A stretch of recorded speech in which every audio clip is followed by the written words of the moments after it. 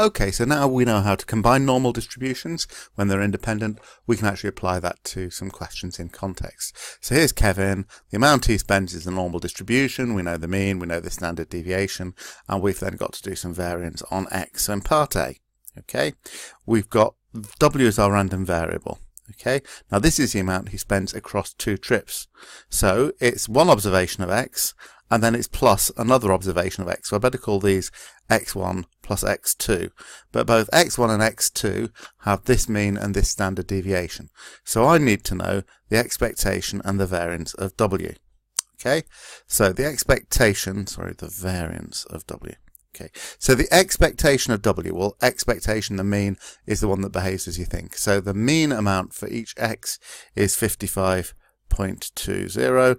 So if I'm combining 2 of those, I just add the 2 means. So that's £55.20 plus £55.20, which is 110.4. Okay, and then the variance, okay, now the variances we can add them, but remember that this £8.11 is not the variance of X, that's a standard deviation. So therefore the variance of W is the variance of X plus the variance of X.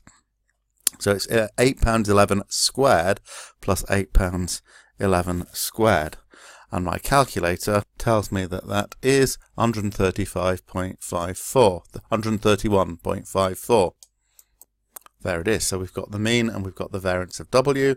Okay, so therefore A.E1 asks for what the distribution of W is. Well, I can say that W has a normal distribution, and I now know its mean is 110.4 and its variance is 131.54.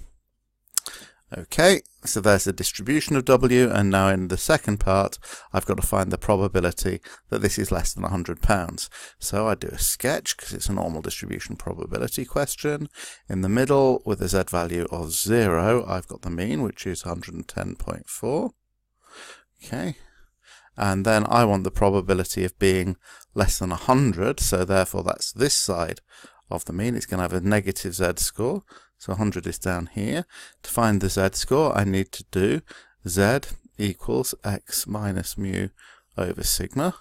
So my mu is 110.4 and my sigma is not 131.54 because that's the variance.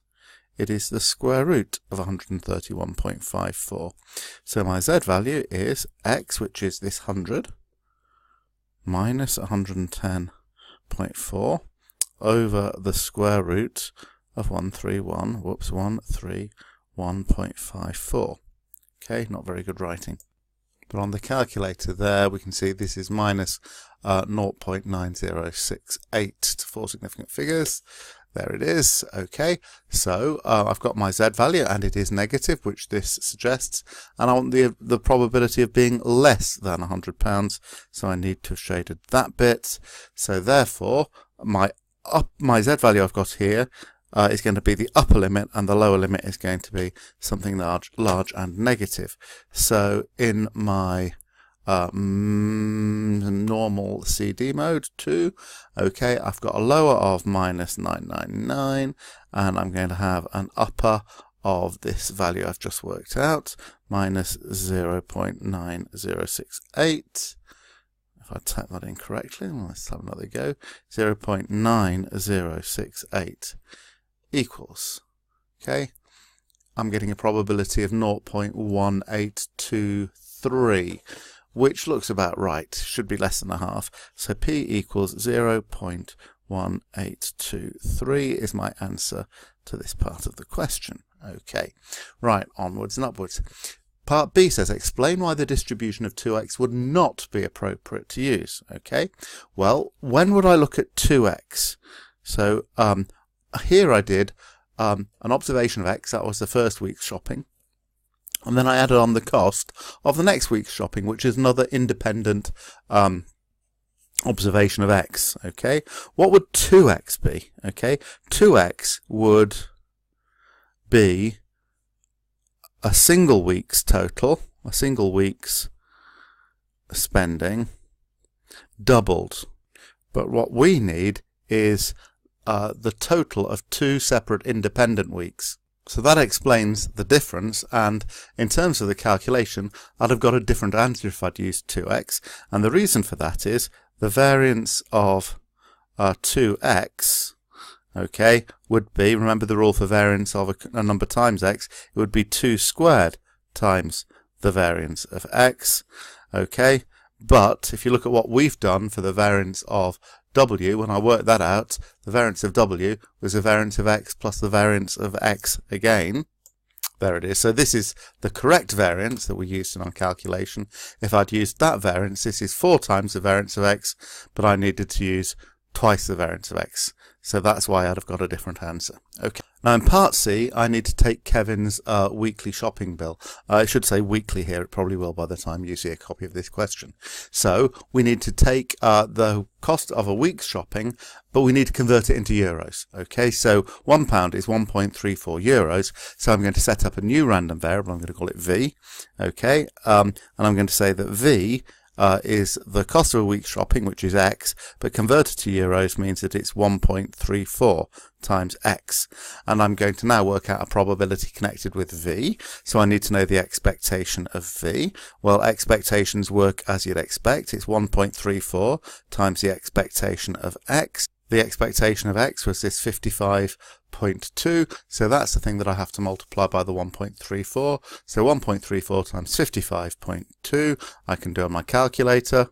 There we go. It is a silly fraction. It's 73.968. So I've got a mean, and now I need the variance of v. Okay, now this is, v is 1.34 times x.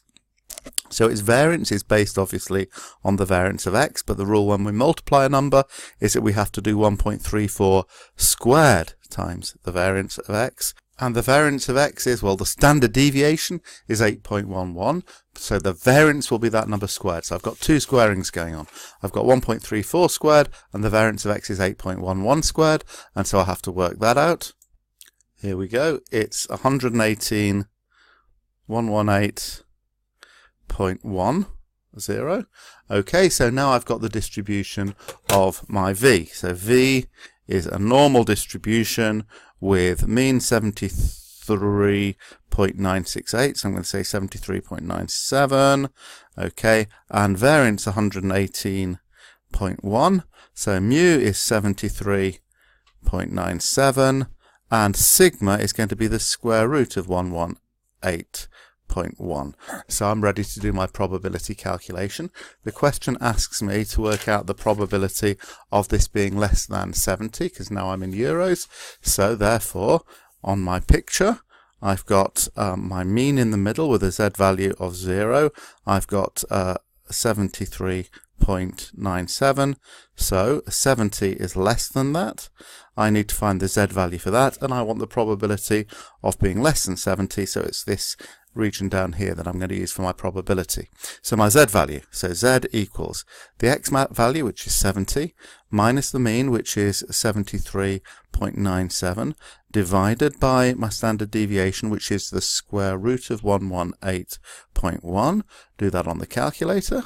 There it is. The answer is minus 0.3653. There we go. So using that on the sketch, this is a negative z value, which is what I'd expect. And I can see this has got to be my upper limit, and the lower limit is a large negative value. So on normal CD, lower value is large and negative. Upper value is the minus 0.3653. Calculator tells me the answer.